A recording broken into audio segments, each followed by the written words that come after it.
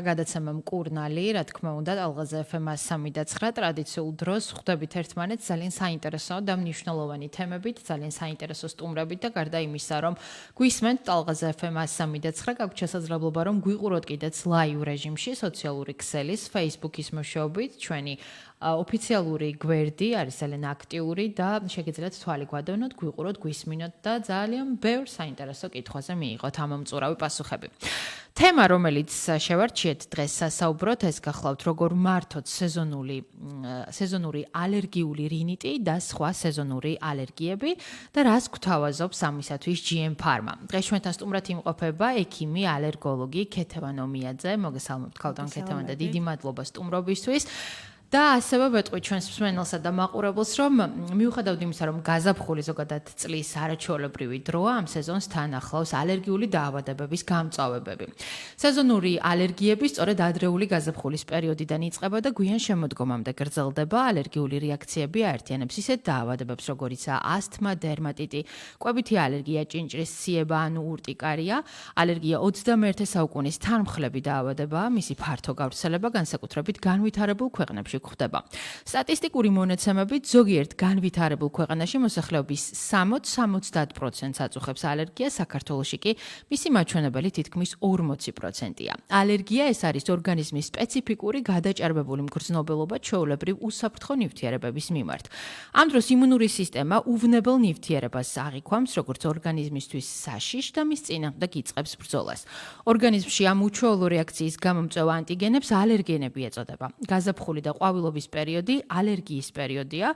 ყვავილის მტვერი ხშირად იწვევს ალერგიულ სიმპტომებს, ამეთანხმებით, რომ ერთ-ერთი არის უსიამოვნო სიმპტომი განსაკუთრებით ცხვირის გაჭედილობა, რასაც თან ახლავს თვალების წვა, ქავილი, ცემინება, რაც ალერგიული რინიტის სიმპტომებს უკავშირდება. ალერგიის მიზეზად ასევე შეიძლება იქცეს ოთახის მტვერი, მედიკამენტები, ქაღალდის მტვერი, საკვები, შინაური ცხოველები და მრავალი სხვა. სოკოს, ოთახის მტვრისა და ცხოველთა ალერგენები აქტიურია მთელი წლის განმავლობაში. შესაბამისად, თემა საკმაოდ ვრცელია, დარწმუნებული ვარ, ეს პრობლემა ბევრ ჩვენს მსმენელს აწუხებს და ახლა სწორედ ამ თემაზე უფრო დეტალურად გვესაუბრება, როგორც უკვე გითხარით, ჩვენი სტუმარი, ექიმი, ალერგოლოგი ქალბატონი ქეთევან ომიაძე. დავიწყოთ ქალბატონ ქეთევან საუბარი. ცხვირის გაჭედილობა, პირველ რიგში ამასთან დაკავშირებით გითხავთ, ალერგიული რინიტის ერთ-ერთი ყველაზე უსიამოვნო სიმპტომი. შეიძლება თუ არა ვუმკურნალოთ ალერგიულ რინიტს პოპულარული და ფართოდ მოხმარებადი ცხვირის წვეთებით ხანგრძლივ პერიოდში, რომლებიც რეალურად მხოლოდ ხანმოკლე დროით იწვევენ ხოლმე. ამ შემთხვევაში ვიღებთ შედეგს ძალიან მინიმალური დროით. თავდაპირველად აღწეროთ რა არის ალერგიული რინიტი, თქვენ სწორად ჩამოთვალეთ ალერგენები, რომლებიც იწვევენ ალერგიულ მდგომარეობას. ალერგიული რინიტი ეს არის ცხვირის ლორწოვანის ანთებითი, ალერგიული ანთებით მიმდინარე დაავადება, რომლის გამომწვევი არის ინჰალაციური ალერგენები, აეროალერგენები, ოთახის მტვრის ტკიპა, ობის სოკოსპორები, ცხოველის ეპითელიუმი და სეზონური ალერგიის შემთხვევაში ეს გამომწვევი ალერგიული რინიტის შემთხვევაში ეს გამომწვევი არის მცენარის მტვერი.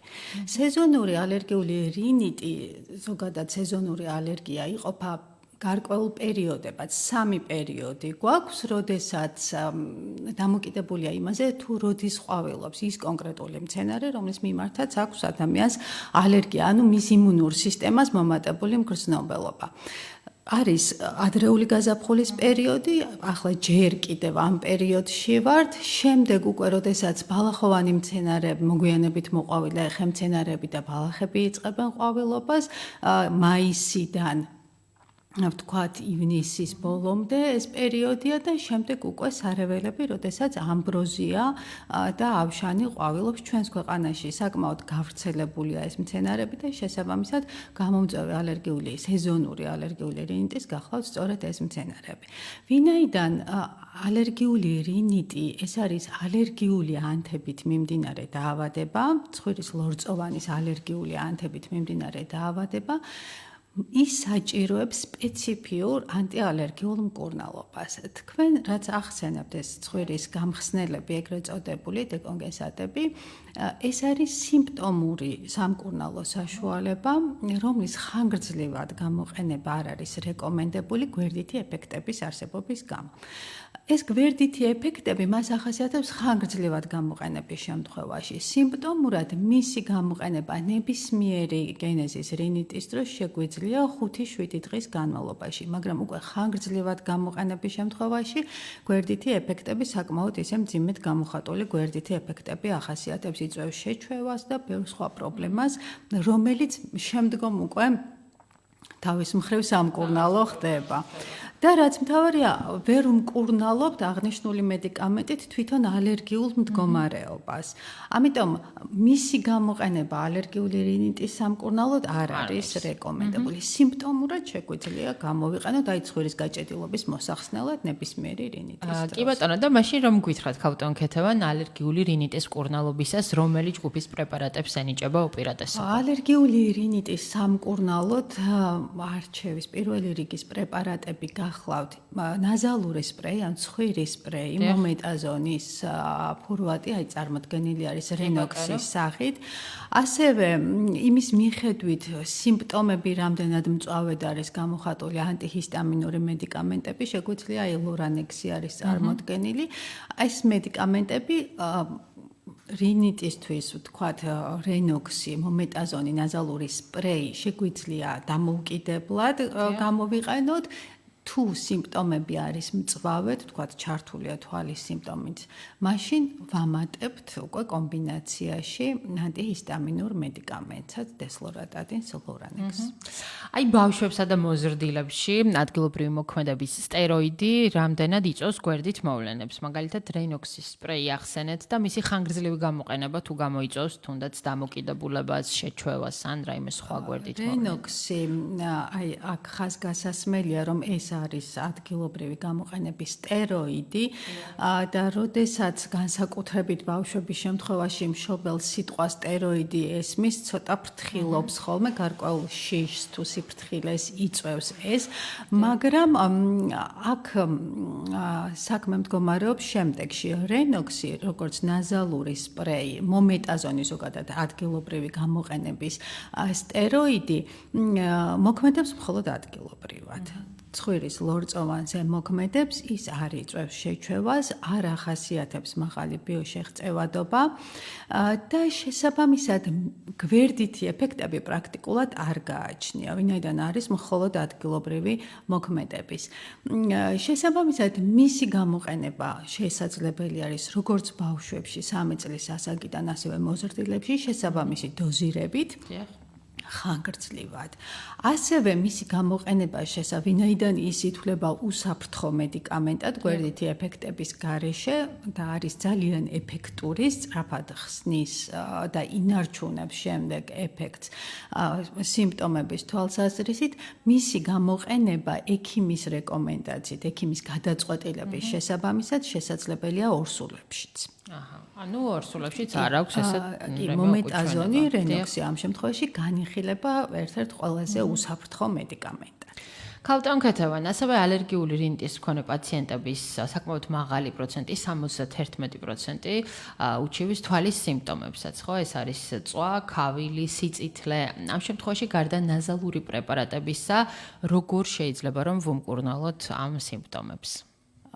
ზოგადად ალერგიული რინიტის ძირითადი სიმპტომი ეს ცხვირის სიმპტომებია, ცხვირის გაჭედილობა, უხვის რაოდენობით გამონადენი, წყლისებრი გამონადენი ცხვირიდან მრავალჯერადი ცემინება, მაგრამ აქტიურად ერთვება თვალის სიმპტომებით, თვალის ქავილი, ცრემლდენა, ჰიპერემია, სიწითლე. ასევე შესაძლებელია იყოს ყურების, ყელის, სასის ქავილი, რაც ძალიან შემაწუხებელია პაციენტისთვის. ზოგადად ეს სიმპტომები ძალიან უარყოფითად აისახება და მძიმეა პაციენტისთვის ყოველდღიურ ცხოვრებაში, ძალიან ისეთ გავლენას ახდენს უარყოფით. ამ შემთხვევაში ნაზალურ სტეროიდთან ერთად უკვე ვრთავთ ანტიჰისტამინურ მედიკამენტს, ანტიჰისტამინური დესლორატადინი ამ შემთხვევაში, რომელიც ლორანექსის სახით წარმოდგენილი არის და ორი ფორმის არის, მისი მიღება შესაძლებელია ბავშვებში 1 წლის ასაკიდან, სიროფის სახით არის წარმოდგენილი და ტაბლეტირებული ფორმა უკვე მოზრდილებისთვის. შესაბამისი დოზირებით ინიშნება ასაკის გათვალისწინებით და მისი გამოყენება შესაძლებელი არის ხანგრძლივად. აი ხშირად ასევე ამბობენ ხოლმე რომ ანტიჰისტამინური საშუალებები იწვევს ძილიანობას, მოდუნებას, თუმცა ეს მედიკამენტები ალერგიული დაავადებების მკურნალობისას ხანგრძლივად ინიშნება და ხანგრძლივად გამოიყენება. თუ იწვევს ისინი შეჩვევას ან რაღაც ესეთი ძილიანობას, რომელმაც შესაძლოა რომ რაღაც სხვა სახის პრობლემები შექმნას. ეს მედიკამენტები არც ერთი ჩამოთვლილთაგან არ იწვევს შეჩვევას. რაც შეეხება ძილიანობა, დამახასიათებელი არის ზოგადად ანტიჰისტამინური მედიკამენტებისთვის, მაგრამ დამახასიათებელი არის პირველი თაობის ანტიჰისტამინური მედიკამენტებისთვის. ლორანექსი, დესლორატადინი გახლავთ მეორე ბოლო თაობის ანტიჰისტამინური მედიკამენტი, რომლის ფორმულად შექმნილი არის იმის გათვალისწინებით, რომ არ უნდა იწვევდეს ძილიანობა. ზუსტად ეს ძალიან მნიშვნელოვანი არის, რადგან აქტიურ ცხოვრებაში ადამიანს ხელი არ უნდა შევუშალოთ, ვინაიდან ალერგია არის ქრონიკული დაავადება, ამ მედიკამენტის მიღება პაციენტს უწევს ხანგრძლივი პერიოდით, შესაბამისად, მისთვის ძილიანობა არ არის დამახასიათებელი, საჭესთან აქტიურ პროცესში შესაძლებელია მისი გამოყენება აბსოლუტურად უპრობლემო. კი ბატონო, მშვენიერია, ნამდვილად ქალბატონ ქეთევან ახლა რეკლამას უნდა დავუთმოთ სულ რამდენიმე წუთი. ჩვენ რეკლამის შემდეგ დაუბრუნდებით რადიო პალიტრეს პირდაპირ ეთერს და განვაგრძობთ კვლავაც აღნიშნულ თემაზე საუბარს, ასე რომ დაგველოდეთ. რადიო მკურნალი